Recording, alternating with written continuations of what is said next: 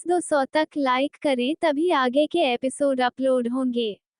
भाग 4। आरव को अपनी तरफ गुस्से में बढ़ता देख माही की सांस फूलने लगी थी, जिससे उसे चक्कर आने लगे। जैसे ही माही गिरने को हुई, आरव नहीं जल्दी से आगे बढ़कर उसे अपनी बाहों में थाम लिया। क्या मैं कितना गंदा दिखता हूँ जो ये लड़की बेहोश हो गई, इतना बोल आरंभ नहीं माही को बेड पर सुला दिया और अपने कमरे की तरफ बढ़ गया। कमरे में जाते ही आराम ने सबसे पहले सवार लिया और रेडी होकर ऑफिस से माही के कमरे में आ गया, जो इस वक्त बेहोश थी। लीला ने जैसे ही अपने पति के आने की आवाज सुनी कि उसके चेहरे पर डरा गया, लेकिन उसने जल्दी ही छुपा लिया और सारा सामान छुपा दिया था कि वह देखना ले। झूम बराबर झूम शराबी बोलते हुए देवनाथ अंदर आ गया, लेकिन घर में अंधेरा देख वह गिरते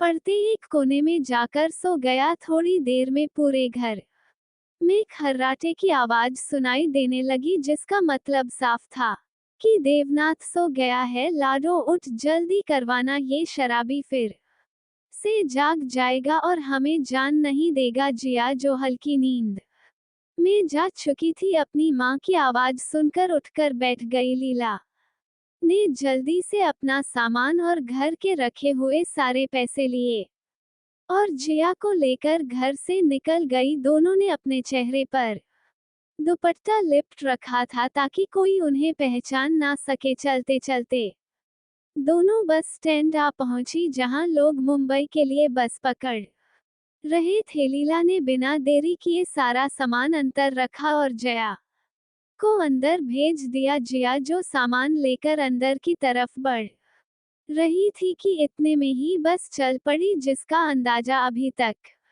जिया को नहीं था। लेकिन जैसे ही जिया ने महसूस किया कि लीला उसके साथ नहीं है, उसने तुरंत बस ड्राइवर को आवाज लगा दे ताकि वह बस रोक सके। भैया जल्दी बस रोक, मेरी माँ नीचे रह गई है। जिया की बात सुनने के बाद भी ड्राइवर ने बस नहीं रोक, क्योंकि इस गांव में ज्यादा बस नहीं रुकती थी, वरना सबको मौत के घाट उतार दिया जाता था। बस कंडक्टर को अपनी बात ना मानता देख जिया करो ना शुरू हो गया, लेकिन बस में ऐसा कोई भी नहीं था जो उसकी हेल्प करता। सबने इस गांव के बारे में सुना था, इसलिए किसी ने भी दिया का साथ नहीं दिया और चुपचाप अपनी सीट पर बैठे रहे। जाने कब तक जिया रोती रही और जब उसके आंसू सूख गए तो वह पड़ी खाली सीट पर बैठ गई और अपनी माँ के बारे में सोचने लगी। लीला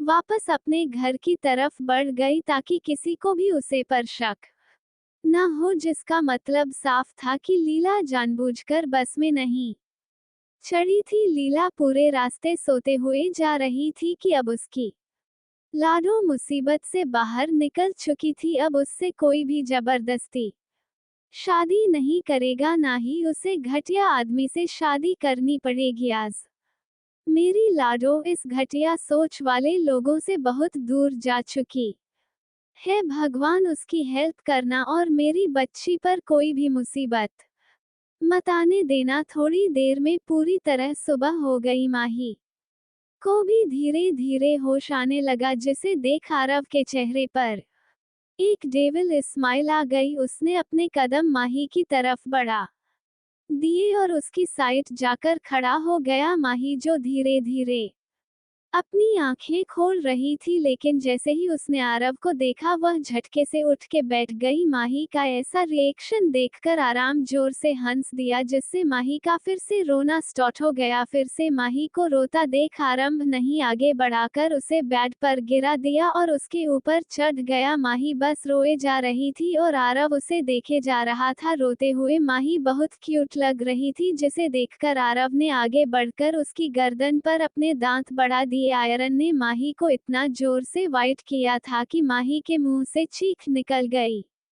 भाग 5।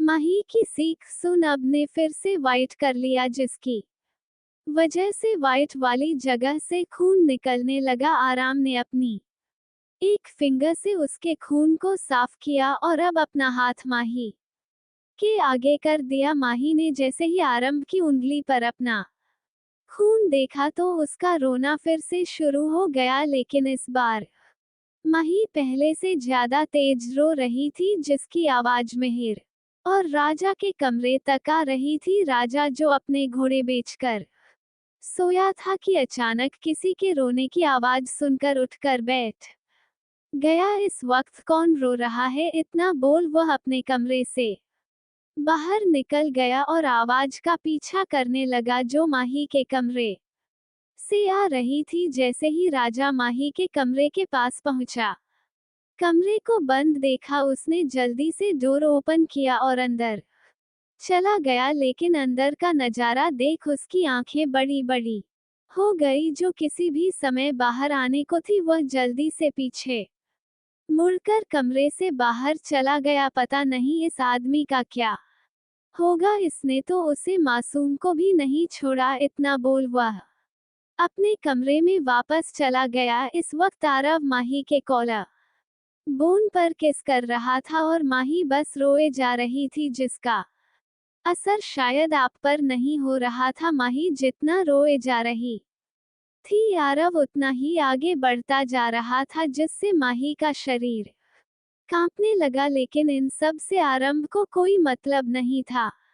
बेबी, तुम जितना रोती हो मैं उतना ही आगे बढ़ता रहूंगा, क्या पता आज हमारे बीच वह सब भी हो जाए, इतना बोल आरंभ नहीं उसके लिप पर किस करना शुरू कर दिया। माही जो बस रोटी जा रही थी, लेकिन जैसे ही उसने अरब की बात सुनी उसने तुरंत अपने आंसू साफ कर लिए और आलू को अपने आप से दूर करने लगी। माही के दूर करने से आरंभ में कुछ नहीं किया और चुपचाप उससे अलग हो गया और एक तक माही के चेहरे को देखने लगा, जो इस वक्त पूरा लाल हो चुका था। अचानक से ही अरब में माही को अपनी गोद में उठा लिया और वॉशरूम की तरफ बढ़ गया। आरव के अचानक से रिएक्शन से माही की आंखें बड़ी हो गई और वह एक तक अब को देखने लगी, जो इस वक्त दिखने में बहुत हैंडसम लग रहा था। बेशक माही बहुत बार अरब के पास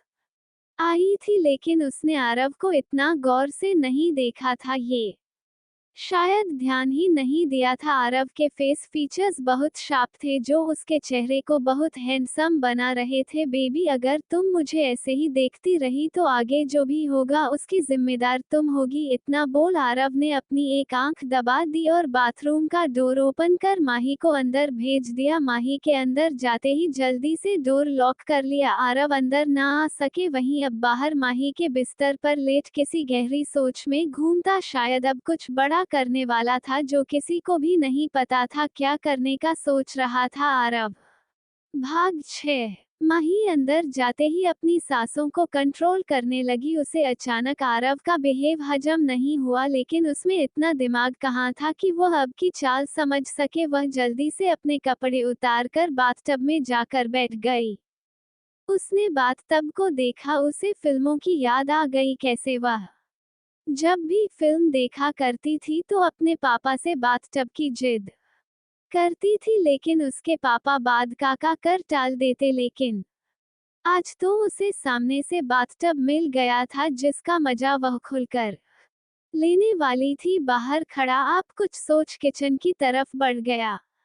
वहीं माही बाथरूम में मजे से खेल रही थी, बिना ये जाने कि आगे उसके साथ क्या क्या होने वाला था। जिया भी अपनी माँ को याद करते रोते रोते सो गई। इस बस में सब उसके लिए अनजान थे, इसलिए किसी से भी बात न करने का सोच वह चुपचाप जाकर अपनी सीट पर बैठकर सो गई। बस अब काम को बहुत पीछे छोड़ चुकी थी। अब जिया की जिंदगी शमशेर के चंगुल से बाहर आ चुकी थी, जहां शमशेर नाम का पिंजरा नहीं था। लीला भी चुपचाप जाकर अपनी जगह पर सो गई जहां वह पहले सोई थी, लेकिन उसे अपनी लाडो की याद आने लगी। पर वह इस बात से खुश थी कि उसने अपनी बेटी का भविष्य उज्जवल कर दिया। माही का जब पानी से खेल खेल कर मन भर गया, तब जाकर उसे होश आया कि उसके पास तो कपड़े ही नहीं है, अब वह क्या पहनेगी। माही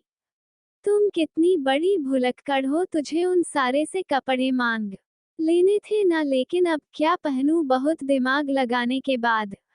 माही की नजर वहां रखे बाथरूम पर चली गई, शायद वह आरव का था। माही ने जल्दी से आगे बढ़ाकर उसे लिया और जल्दी जल्दी पहनने लगी, जो उसे साइज में बहुत बड़ा था, लेकिन फिलहाल उसे इसी से काम चलाना था। पहले माही ने अपनी मंडी बाहर निकाल और जब उसे लगा कि आरव कमरे में नहीं है, तब जाकर वह पूरी तरह से बाथरूम से बाहर निकली। वह सीधा जाकर बेड पर गिर गई। माही ने अब तक ध्यान नहीं दिया था कि उसे कमरे में उसके सिवा कोई और भी मौजूद है, जो कब से उसे ही देख रहा था। सामने सोफे पर बैठा आरव, जो माही को एकटक देख रहा था। उसकी नजरें माही की गोरी टांगों पर टिकी थी, जो बाथरूम में से हल्की हल्की झांक रही थी। इस वक्त माही बहुत ज्यादा क्यूट लग रही थी। जब आरव से कंट्रोल नहीं हुआ तो वह सोफे से खड़ा होकर माही की तरफ बढ़ गया और उसके साइड में लेट गया। आरव ने अपने हाथ माही की कमर पर रखे और उसे अपने पास खींच लिया। माही, जो आंखें बंद कर लेती हुई थी, अचानक किसी की चुभन से डरकर कांपने लगी, जिससे महसूस कर अब ने उसे अपने गले लगा लिया और शांत करने लगा। माही भी धीरे धीरे शांत हो गई और उसने भी आरव को हग कर लिया। आरव ने जैसे ही माही की पकड़ खुद पर महसूस की, उसके चेहरे पर एक डेविल स्माइल आ गई, जो माही देख ना सके। अब ने माही को अपने से दूर किया और उसके होठों पर अपने होंठ रख दिए और उसे डीपली किस करने लगा। माही को किस करना आता नहीं था, इसलिए वह आरव को महसूस कर रही थी, जिसे आप भी बखूबी समझ रहा था। आखिर क्या करने वाला है आरव माही के साथ, जानने के लिए बने रहिए। क्या जिया शमशेर के चंगुल से बच पाएगी? जाने के लिए मेरे साथ बने रहिए। Story love hot.